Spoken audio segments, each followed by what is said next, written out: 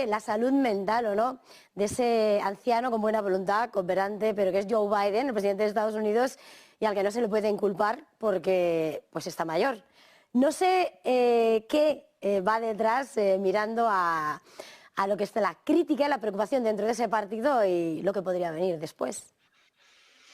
Bueno, desde luego que en este 2024, si Joe Biden monta un circo, seguro que le crecen los enanos, porque lo cierto es que ya tiene varios frentes abiertos, cada cual es más importante. Antes comentabas esas declaraciones de Borrell con respecto a lo que está sucediendo en Israel. Es curioso también que Borrell culpe a la Casa Blanca de no poner toda la carne en el asador para apretar al gobierno israelí y tengamos a una Corte Internacional de Justicia en la ONU que, a pesar de considerar probado que hay genocidio, pues no solicita un alto el fuego, ¿no? Vivimos en esta época de claros y oscuros. Realmente la Casa Blanca tiene las manos atenazadas porque tiene un control importante el lobby israelí, de esa democracia o antaño conocida como democracia norteamericana. Y la verdad es que, como digo, cada cual frente es más importante. En realidad el problema en esta ocasión no es una novedad, porque todo el planeta conoce los problemas cognitivos que tiene el presidente de Estados Unidos, que se ponen de manifiesto prácticamente en cualquier intervención pública que realiza. De hecho, él mismo, intentando defenderse de todo esto, dijo que estaba perfectamente y automáticamente confundió al presidente egipcio con el de México, dos países que, bueno, pues evidentemente no se parecen nada, son como el agua. What the hell are you talking about?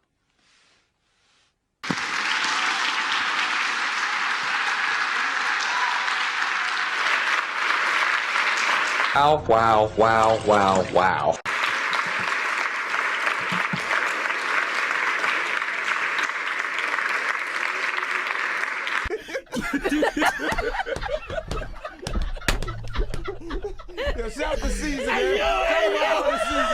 You know, here we go. Where is everybody? Lucky for you, my word don't mean squat.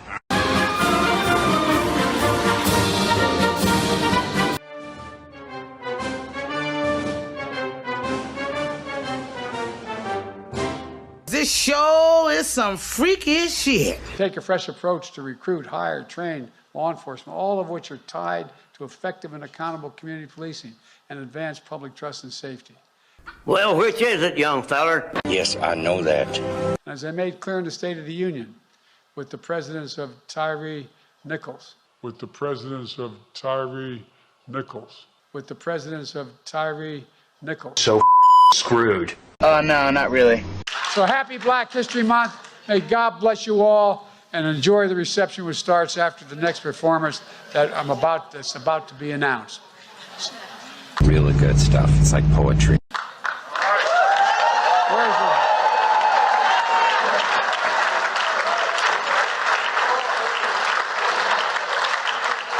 All right, who's going to announce? They're going to announce it? All right. Nos fijamos ahora en Rusia. Dmitry Medvedev, el vicepresidente del Consejo de Seguridad de Rusia, que amenazó con utilizar armas nucleares contra Estados Unidos, Reino Unido, Alemania y Ucrania si Moscú pierde los territorios ucranianos ocupados. Dijo Medvedev, los intentos de restaurar las fronteras de Rusia de 1991 conducirán solo a una cosa, una guerra global con los países occidentales, con el uso de todo nuestro arsenal estratégico nuclear contra Kiev, Berlín, Londres y Washington, y contra todos los demás hermosos lugares históricos que desde hace mucho tiempo están incluidos en los objetivos de vuelo de nuestra triada nuclear. Por su parte, el ejército israelí sigue atacando este lunes a la infraestructura de la milicia chií-libanesa Hezbollah en la zona de Deira y al-Hadis, en el sur del Líbano, así como un puesto de lanzamiento del grupo en Aitaron, después de que las alarmas antiaéreas se dispararan en varias localidades del norte de Israel. Siguen los ataques, hoy nuevo ataque en el sur del Líbano. Mientras tanto, Israel dice que va a lanzar su ofensiva en Rafah a menos que los rehenes regresen antes de Ramadán. Este es el ultimátum de Israel. Benny Gantz, miembro del gabinete de guerra, ha prometido que el ejército va a facilitar la evacuación de los civiles de Gaza en coordinación con Estados Unidos y Egipto para minimizar las víctimas. Se estima que 1 millón de palestinos que huyen de los combates en Gaza se han refugiado en la zona de Rafah, en la parte sur del territorio fronterizo con Egipto. El primer ministro israelí, Benjamin Netanyahu, ha dicho que una operación terrestre en Rafah es esencial para eliminar los batallones restantes de Hamas y que quienes piden que Israel se mantenga fuera de esta zona piden que Israel pierda esta guerra. Seguimos pendientes de Israel, pendientes de Netanyahu, que ha expresado su indignación por las declaraciones del presidente brasileño Luiz Inácio da Silva, que dijo que Israel estaba llevando a cabo un genocidio en Gaza y comparó las acciones de Israel con la política de Adolf Hitler de asesinar a judíos, dice Netanyahu. Comparar a Israel con el holocausto nazi, con Hitler, es cruzar una línea roja, además del Mar Rojo de Rubimar, un barco británico atacado por rebeldes hutíes del movimiento Ansar Allah con sede en Yemen mientras navegaba por el Golfo de Adén. Se ha hundido, es lo que informa la televisión Sky News Arabia citando a fuentes yemeníes. Miramos ahora a Estados Unidos. Los gobiernos occidentales temen que Beijing intente aliviar el exceso de capacidad interna con exportaciones baratas. Un temor, básicamente, a que China inunde el mercado. Washington ha advertido a Beijing que Estados Unidos y sus aliados van a tomar medidas si China intenta aliviar su problema de exceso de capacidad industrial mediante el dumping de bienes en los mercados internacionales. Es lo que apuntan.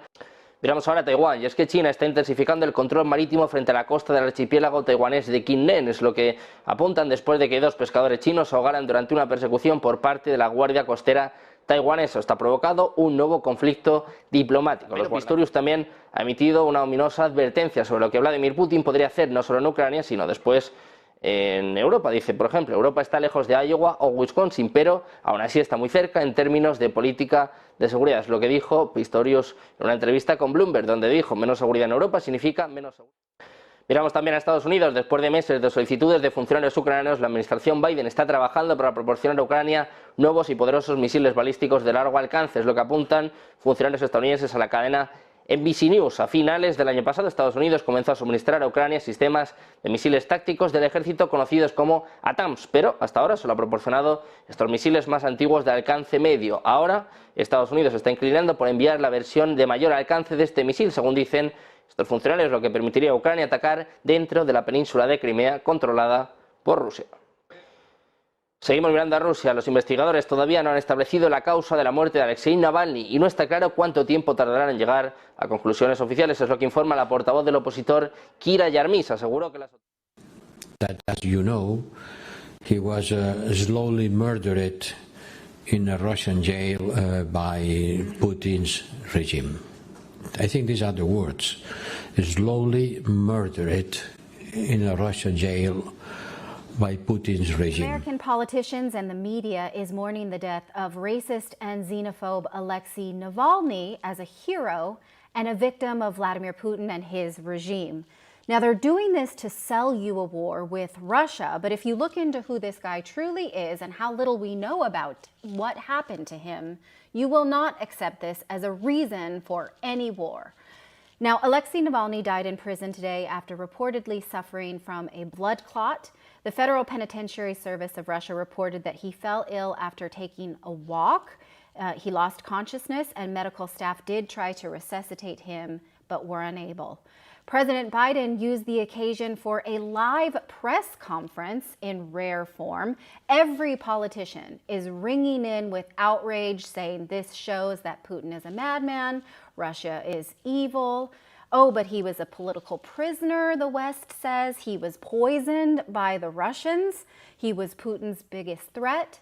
None of this is true. I'm going to tell you what we do know about Alexei Navalny before he became this media darling, because it was easy to use it as a hit to Russia and Putin. Let's talk great book, The Navalny Case, Conspiracy to Serve Foreign Policy. So it's a great book. I'm going to recommend that you read it for yourself. But let's start with the first question. Was he a hero? Even the West knows that he wasn't. Here's a Salon.com article from as far back as 2017 calling him no progressive hero. He was basically, they said, the Russian equivalent of a white nationalist. He hated immigrants. They called him, do they care? All of this praise, is this the equivalent of hosting a Nazi in Canadian Parliament, I wonder? So you decide. These are, of course, protected beliefs. If you want to be a racist, go ahead. But it's a free country. You're allowed to be. But at least you should know when you're supporting a racist, right? Do you know that if you're supporting Navalny? Okay, question number 2. Was he poisoned by the Russian government for being in opposition to Vladimir Putin?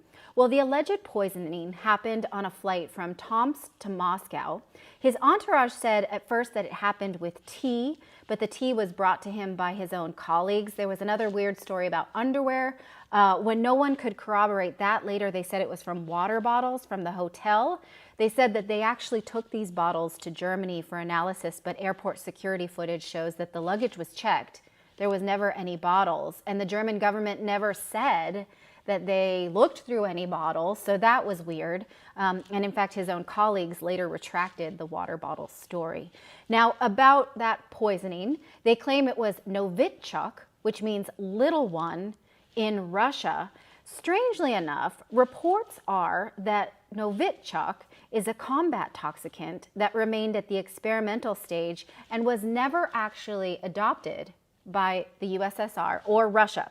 They noted that its high toxicity made it difficult to handle on the battlefield, meaning if they tried to poison people with it, they'd get hurt themselves.